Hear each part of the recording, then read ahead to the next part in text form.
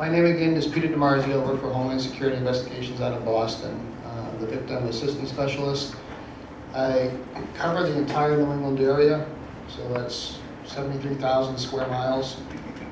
And the places that keep me the busiest are Boston, Providence, Manchester, New Hampshire, Portland, and every now and then Burlington, Vermont. So we're kept pretty busy. And one of the things that Sarah just said is, the risk, the cost. And I'm hoping, as of this past Thursday, that changed because we were able to, our group was able to successfully prosecute one of the largest sex trafficking rings to this date. Raymond Jeffries' case, he was actually trafficking 20 women across the country, the East Coast. And on Thursday, we had roughly 12 victims come to the U.S. courthouse to give their victim impact statements, and then the judge handed down a 30-year sentence to them. So you won't be sitting here. But the last 2 days, we've been tremendously busy.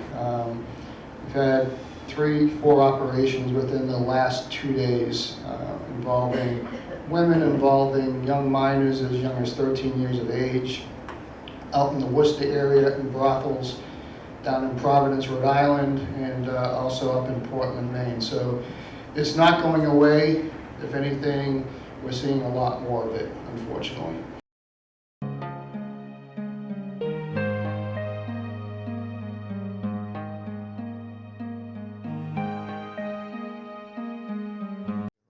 When I was 8 months pregnant, he was doing boxing in my stomach. I tell my daughter is in my stomach, don't beat me, beat in my back, and he started boxing in my back. And he used to give me only apple juice and V8 juice. He never allowed me to eat food. He he used to beat me and run outside of the building. And I was in coma for 48 hours. I got pulmonary embolism because of too much sugar and too much salt in my body during pregnancy. After delivery, after 3 days, I was in coma for 48 hours. Doctor said I will die. They even called the coffin to put dead body, and they asked my mother how you want to burn a dead body, or you want to cremate. But I survived the coma. I After coma I came back to life again, and I applied in Walgreens. I got job in Walgreens, luckily, and Walgreens. Then I should help me look for rooms. I got $300 apartment room, sharing room in, and I stayed with there, and I started working at Walgreens. Today I am working at CVS on weekends, and in weekdays I am taking training as a teller in the bank.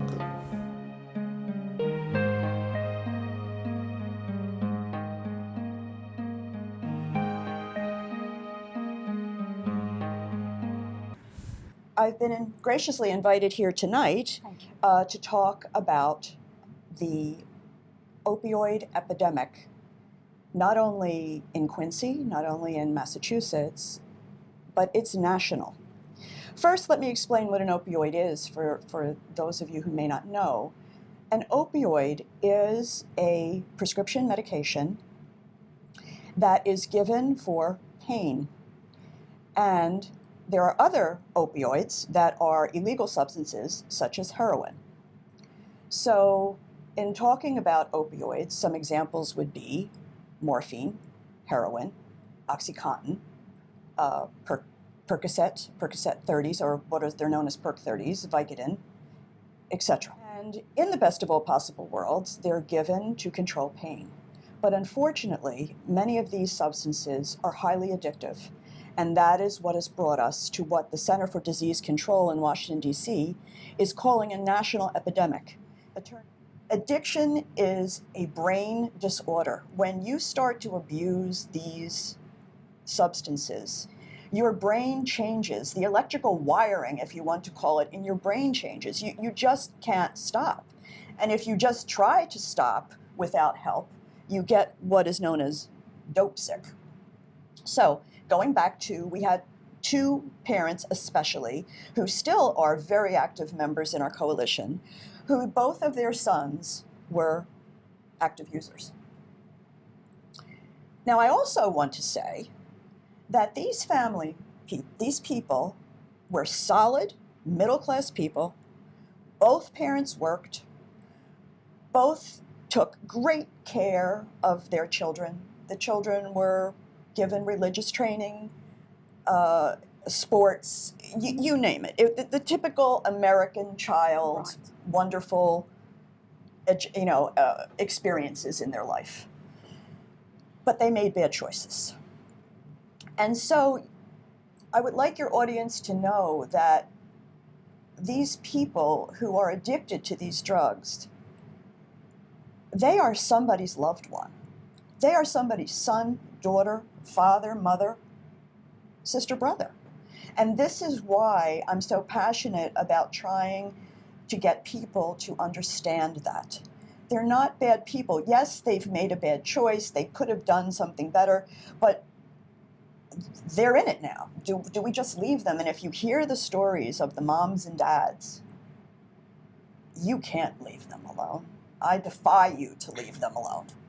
It's too sad and too striking. And it impacts the family so much, whether it's depression or in the entire family. I think even the data says a minimum of 7 people are impacted directly from a user's addiction. And these users themselves sometimes have made these choices that aren't so terrific because they have other issues. Many people are what we call dual diagnosis, meaning that they have other issues of their psyche, whether it's depression or any kind of anxieties, etc. Sometimes they've gotten into it legitimately by accident. There are adults who have gotten into this who have had a surgery or have had back pain or have gotten hurt on the job, and they've legitimately gotten a prescription and they become hooked. And you can become hooked because your genetics may play into it, your family history.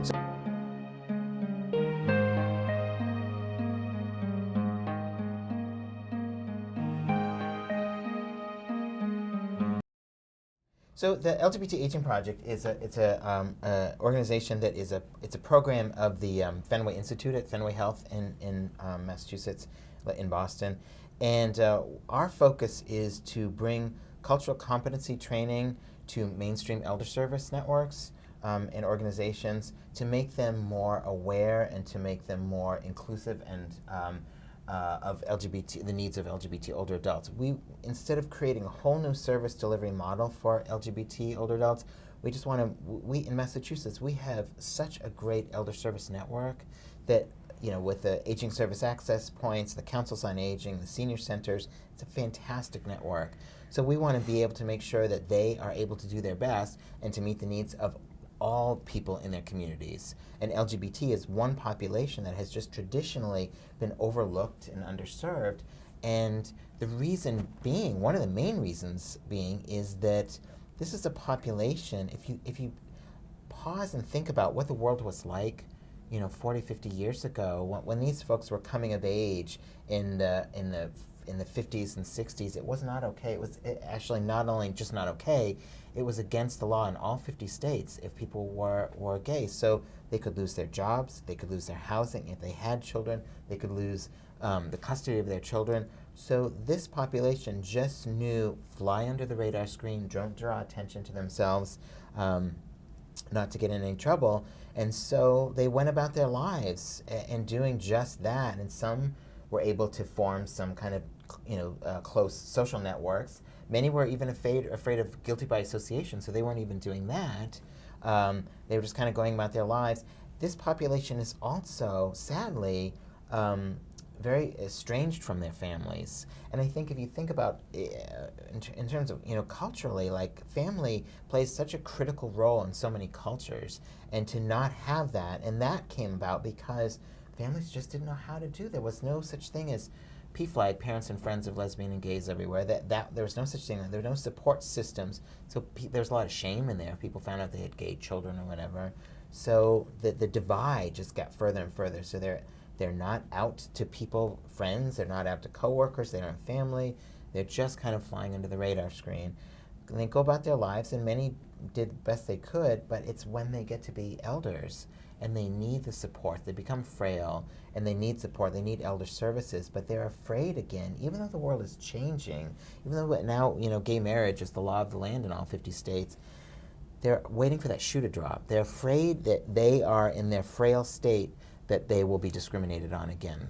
So our work is to work with all of these aging service access points, the elder service providers, the councils on aging, like Norma's, and to help them to be not only just to be more culturally competent, to understand what it's like to be an older LGBT person, but also beyond that training to help do outreach, to make folks know that their senior center or their agency is welcoming, that they get it, that they're ready to serve them.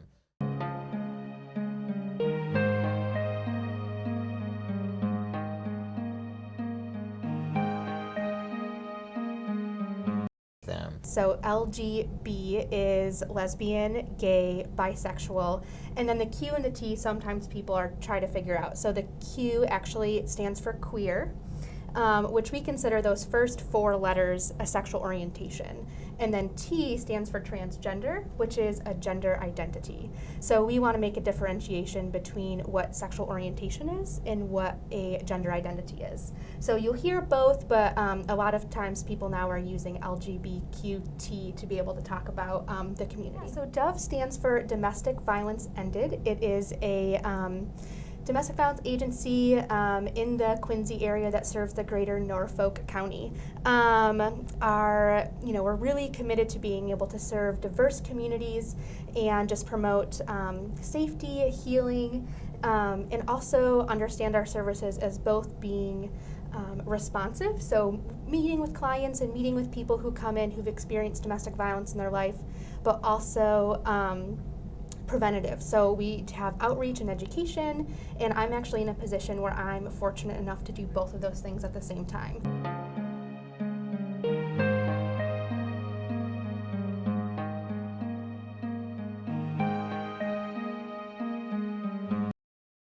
DOVE stands for Domestic Violence Ended. DOVE is committed to partnering with diverse communities, families, and individuals impacted by domestic violence. We promote hope, healing, safety, and social change by providing a broad range of preventive and responsive services.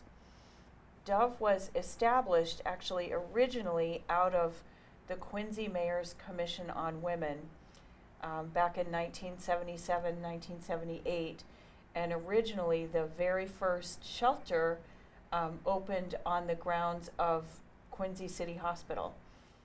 And now we have, as the mission says, a broad range of services for victims and survivors, and we're also working more and more toward community education and ultimately prevention, because we would really like to prevent and end domestic and dating violence. Programs at DOVE, and we're likely most well known for our shelter program. So we've had our shelter for about 37 years, and it's in an undisclosed location in Quincy, and that's for the safety of the families that are staying there. And so oftentimes we have people coming from all the way across the country that are seeking safety from a relationship that has been potentially physically violent, emotionally abusive. There may have been threats. This person has not allowed the relationship to end, and so oftentimes people are looking to go into hiding and are able to do that within our shelter. So we also serve many people right from this area, from Quincy and the surrounding towns, and people really are able to stay with us until they're able to find a safe place to move on to. So.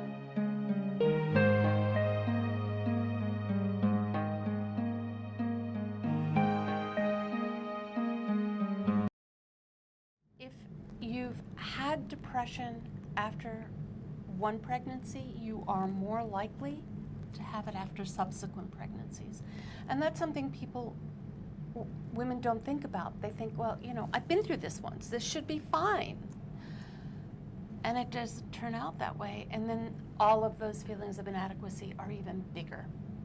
And the depression gets even worse.